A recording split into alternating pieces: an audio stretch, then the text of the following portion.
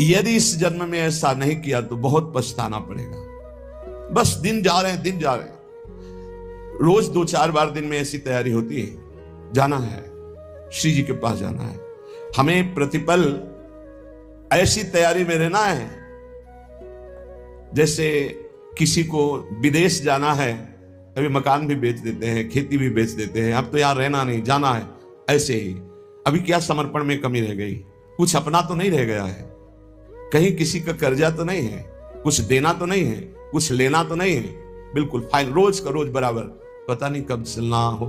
इसलिए बिल्कुल तैयारी रखो, ना किसी से द्वेष, ना किसी से राग। इसी जन्म में ऐसी स्थिति बना ले, ना कोई अपना ना कोई पराया, निरंतर भजन तो जीवन मुक्त है। श्रीपाद कह रहे हैं, अब मैं अपना जीवन व्यर्थ करने वाला नहीं, इस विष्ठा पात्र शरीर को मैं मानने वाला नहीं। यही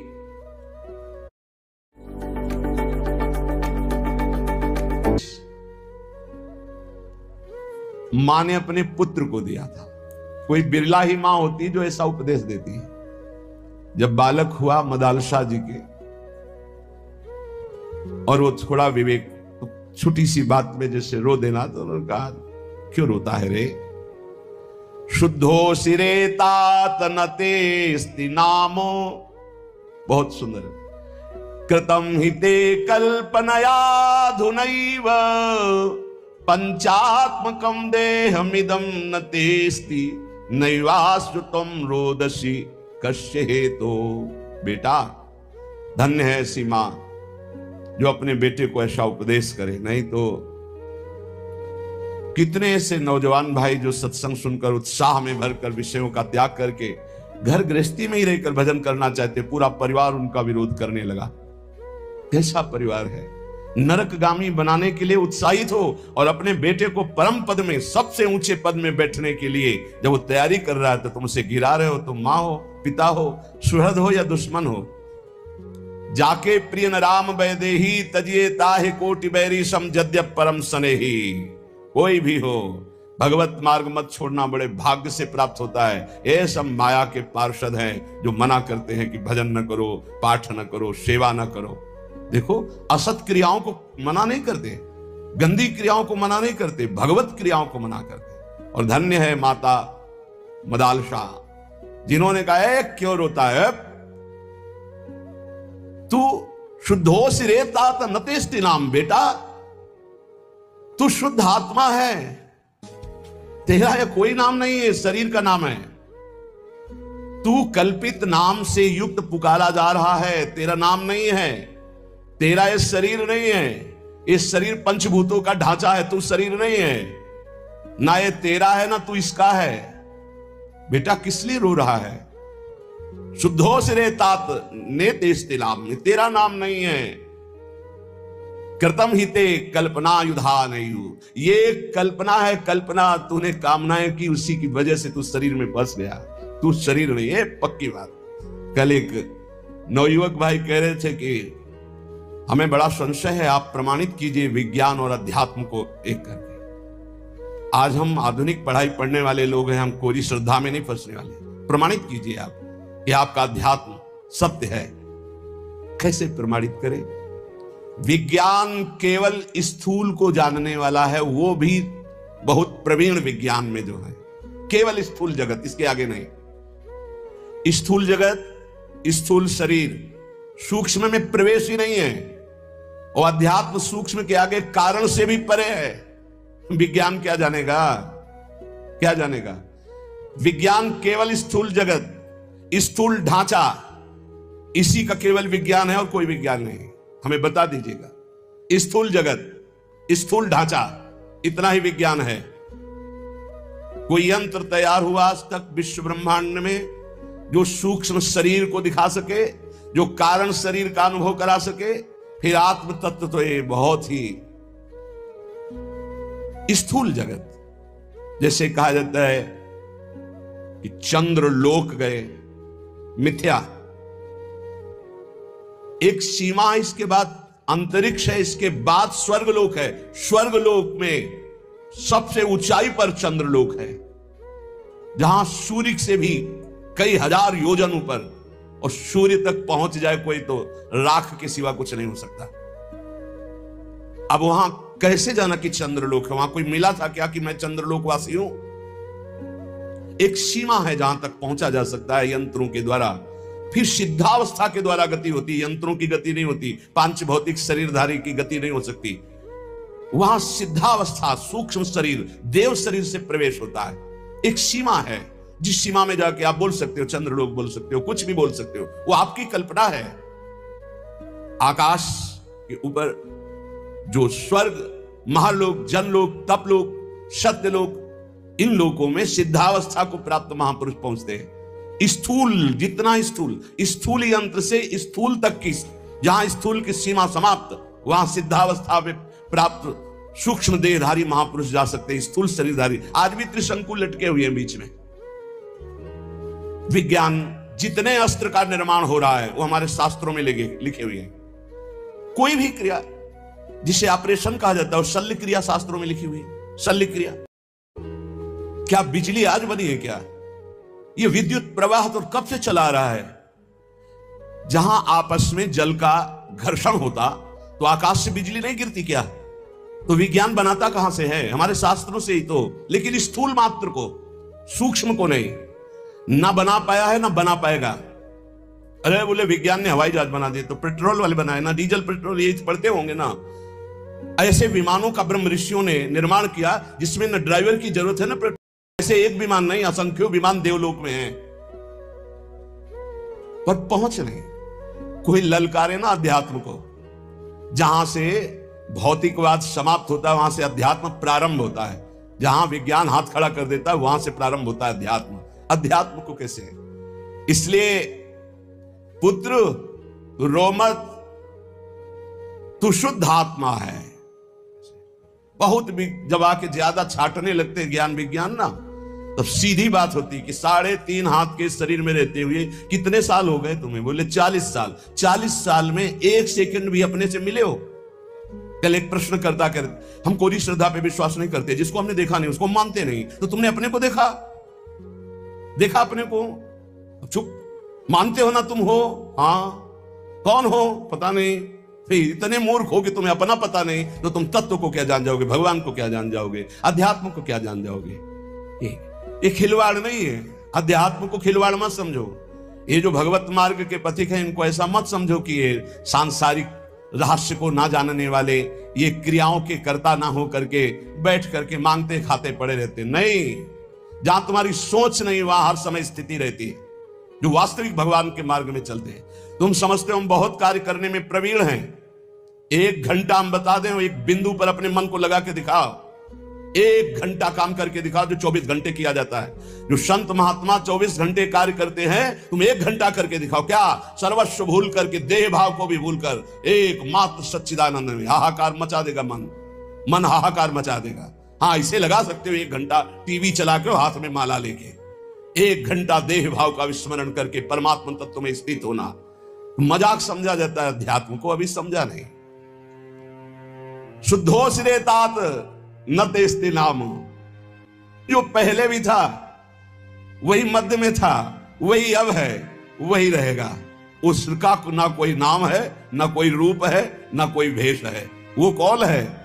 बोले शुद्धोस रे तात न तेस्ते नाम कृतम हिते कल्पन याधुनैव पंचात्मकम देहमिदम न तेस्ति नैवास्ति त्वं रोदसी कस्य हेतु। बेटा तो क्यों रो रहा है? तो शुद्ध बुद्ध परमात्मा अंश है, परमात्मा स्वरूप है। ये 5 भौतिक देह तेरा नाम नहीं है। ना तू देह है, ना ये तेरा देह है, ना देह का नाम तेरा है। किसके लिए रो रहा है? धन्य है माता ऐसी जो अपने पुत्र को शुद्ध ब्रह्म ज्ञान का उपदेश दिया। नवा भवान रोदिति वै स्वजन्मा शब्दो यमासाद्य महिष सूनुम विकल्पमाना विविधा गुणास्ते गुणाश्च बहुता सकलेन्द्रियेषु। तात तू समझ, ये रोना भी क्रिया तेरे में नहीं हो रही। तू आनंद स्वरूप है, तेरे में रोना कभी हो ही नहीं सकता। राजकुमार, ये तेरे शरीर का संबोधन किया जा रहा है, तेरा नहीं। ये इंद्रियां तेरी नहीं, तू इंद्रियों का नहीं, तो शुद्ध बुद्ध आत्मा है। तेरे में ना गुण है ना अवगुण, तो गुण और अवगुण दोनों से अतीत सच्चिदानंद स्वरूप है। देख, जो इस जगत में दुर्बल हो जाते हैं उन्हीं के ऊपर भूतों की आवेश वृत्ति होती है, दुखों की होती है। तो निर्बल नहीं, सबल। जब चीख चीख के कहते हैं तू भगवान का अंश है, भगवत स्वरूप है, तू सब कुछ कर सकता है, हिम्मत कर। जरा सी हार हो गई, जरा सा नुकसान हो गया, बोले आत्महत्या कर लेंगे, आत्महत्या कर लेंगे। तुम समझते हो तुम कौन हो? भगवान का स्वरूप हो, भगवत स्वरूप हो। बेटा, इस जगत में जो दुर्बल बन गया मारा गया। दुर्बल नहीं, कभी परास्त नहीं होना, हारने पर भी परास्त नहीं होना। मैं भगवत अंश हूं। कोटि जन्म लग रगर हमारी, बरौ संभनत रहो कुमारी। करोड़ जन्म तक मैं आराधना करूंगा और अपने इष्ट को प्राप्त करूंगा, मैं परास्त होने वालों में नहीं। ऐसा ये अन्न जल खान पान तेरा नहीं है, प्राणों का पोषण है। धन्य है मां, कैसा सुंदर वेदांत। पांच भौतिक शरीर की पुष्टि होती है इन अन्न जल और भोजन पदार्थों से, तेरी नहीं। तू शुद्ध आत्मा है, तुझे किसी भी पौष्टिकता की जरूरत नहीं। ना आत्मा की वृद्धि होती है ना क्षय होती है, वो एक रस होता है। तू अपने इस देह रूपी चोले को आज ही मरा हुआ मान ले, जीर्ण शीर्ण मान ले, मोह मत कर। शुभाशुभ कर्मों का परिणाम ये देह है, तू नहीं। बिल्कुल अमृतमय बात। भगवत तत्व में स्थित होना चाहता है तो गुरु शुश्रूषणम सत्यम अक्रोधो दानमेव च एतत् चतुष्टयम ब्रह्मन् शिष्टाचारेषु नित्यदा। जैसे शब्द सुने गए और वो हृदय में जाकर हमारी व्याकुलता पैदा कर दें। जैसे आज सुना कि तू देह नहीं, शुद्ध बुद्ध आत्म तत्व है, हर विकार इससे मिटाया जा सकता है। पर वो टिके कैसे? वो शब्द हमारे अंदर जाकर के टिके कैसे? तो कह रहे ये चार बातें जिनमें हैं, तो परमार्थ के शब्द अंदर गूंजने लगते हैं और उसका परिवर्तन कर देते हैं। सबसे पहले संत कृपा होती है, तभी वो शब्द हमको सुनने को मिलते हैं। कभी कभी ऐसा होता है कि पूर्ण भ्रष्ट आदमी के कान में भी जो भगवान के भजन में मगन संत जन है, उनकी जब बातें पड़ती तो जबरदस्ती उनका परिवर्तन कर देती है। उनका पावर जो भजन का है, कृपा का है गुरुजनों के, वो शब्द के साथ जाता है, जीव का परिवर्तन कर देता है। पर उससे आगे बढ़ने के लिए, जैसे देखा गया 4-6 महीने तो ठीक चला, हम फिर फिसल गए। वो उनके वचन का पावर आपको बिल्कुल नार की स्थिति से ऊपर उठाया था। अब आपको संभल के चलना पड़ेगा। ऐसा नहीं कि जीवन भर बस वो काम कर जाएगा, नहीं। एक बार आपको निकाल के अब फिर दलदल में गिरोगे जाके तुम मरो। आगे ठीक से चलो। ये चार बातें जिसके जीवन में है, वो अपने भजन को बढ़ाएगा, भजन को बचाएगा और भजन को पचा लेगा। गुरु आज्ञा में रहना, सत्य क्रिया, सत्य विचार, सत्य भाषण और क्रोध ना करना, और दूसरों को अभय दान देना, भगवान नाम सुनाना। ये चार बातें बहुत जोर की, जिसमें जीव का परम कल्याण हो जाता है। वेद का सार है सत्य, सत्य का सार है जितेंद्रियता, और जितेंद्रियता का सार है त्याग, वैराग्य, उपरति। त्याग, भोगों की इच्छा पर भोगूंगा नहीं क्योंकि भगवत प्राप्ति करनी है। वैराग्य, भोगने की इच्छा ही नहीं रही। उपरति, भोग ही है, ऐसी वृत्ति ही खत्म हो गई। ये है संपूर्ण वेदों का सार। जो न्याय युक्त कार्य हो, जिसको महापुरुषों ने किया है, जिसका विधान किया, वही कार्य किया जाए, मनमानी कोई कार्य ना किया जाए। यदि मनमानी कार्य किया गया तो उससे लाभ नहीं होगा। आजकल बहुत मनमानी हो रही है, बहुत मनमानी। कोई किसी ना तो निगमागम शासन स्वीकार किया जा रहा है, वेद का शासन, और ना वेदज्ञ महापुरुषों का शासन स्वीकार किया जा रहा है। सब मनमानी करने में स्वतंत्र हैं। गुरु बस इस बात का कि तुम मंत्र हमें दो, हम 50 को और देते हैं, बस इस बात के लिए गुरु मंत्र दिया, उसका साक्षात्कार किया, इसके लिए नहीं। इसके लिए तो गुरु की अधीनता स्वीकार करनी पड़ेगी। कह रहे कि यत् करोत्य शुभम कर्म शुभम वा यदि सत्यम अवश्यम तत्समाप्नोति पुरुषो नात्र संशयः। होश में तुम जो कर्म करोगे, शुभ या अशुभ, तुम्हें भोगना पड़ेगा, कोई मिटा दे ऐसा समर्थ नहीं है। देख लो भाई, कोई मिटा दे ऐसा समर्थ नहीं, वो केवल वही मिटा सकते हैं जिन्होंने पूरी सृष्टि की रचना की, श्री भगवान, दूसरे की सामर्थ्य नहीं, इसलिए हमें विश्वास नहीं है।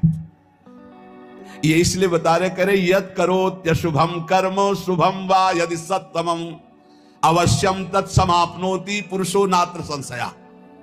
अवश्य भोगना पड़ेगा जो कर्म किए हैं। इसीलिए हम कह रहे हैं किसी पर ये मत सोचो कि तुम्हारे कर्म को कोई नष्ट कर देगा, कोई नहीं, कोई नहीं। भगवान के पिता दशरथ जी का ये कर्म श्रवण कुमार का धोखे में बद हो जाना क्या नहीं मिटा सकते थे? उनके पिता ने साफ दिया, जैसे मैं पुत्र वियोग से मर रहा हूं ऐसे तू तड़प करके मरेगा। वैसा ही पूज्य महाराज दशरथ जी हा राम कह करके प्राण त्यागी। इसलिए बहुत होश में अगर गलत कर्म करोगे तो उसको भोगना पड़ेगा।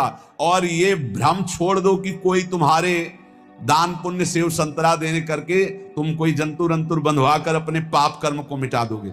मुझे समझ में नहीं आता, क्योंकि हमारा शास्त्र ऐसा नहीं कहता। बड़े बड़े महापुरुषों को भोगना पड़ा है, और उनकी तो बात क्या, जो ईश्वर कोटि के है, फिर साधारण ही कैसे मिटा सकते हैं। यद करो शुभम कर्म शुभम वा यदि सत्तमो। भाई ध्यान करो, कोई भूल करके पाप मत करो, नहीं तो उसे भोगना पड़ेगा, अवश्य अवश्य भोगना पड़ेगा।